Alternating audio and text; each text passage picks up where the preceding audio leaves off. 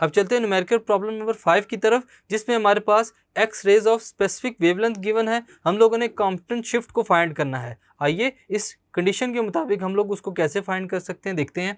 X rays of wavelength 22 picometre are scattered from a carbon target. वो carbon target से टकराने के बाद स्कैटर्ड होते हैं, उनकी वेवलेंथ गिवन है। जो स्कैटर्ड रेडिएशन स्टूडेंट्स, उनको देखा जाता है कि वो 85 डिग्री के ऊपर एंगल के ऊपर इंसिडेंट बीम जो है स्टूडेंट्स वो स्कैटर्ड होता है। What is the Compton shift? इसके लिए कॉम्पटेंट शिफ्ट क्या होगा, आइए इसको डिस्कस करते हैं। डाटा में हमारे पास वेवलेंथ ऑफ एक्स रेज कितनी है, lambda is equal to 22 पाइकोमीटर।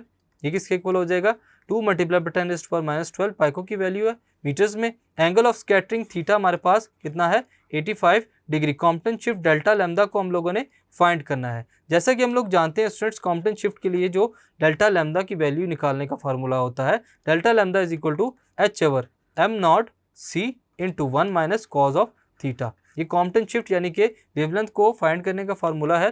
Delta lambda will be equal to values को पुट करते हैं, 6.63 मल्टीप्लाई बाय 10⁻⁻34 आ जाएगा। डिवाइड में हमारे पास एम नॉट की वैल्यू, हमारे पास जो मास होता है स्टूडेंट्स किसी भी चार्ज का, वो हमारे पास यहाँ पर जो गिवन है 9.1 multiply by 10⁻31 multiply by 3 multiply by 10⁸ into 1 minus cos of 85 degree.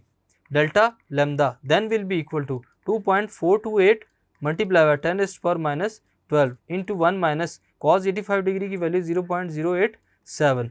Solve करेंगे, delta lambda then will be equal to 2.2 multiply by 10⁻12 metre हमारे पास डेल्टा लैम्डा की वैल्यू आ जाएगी।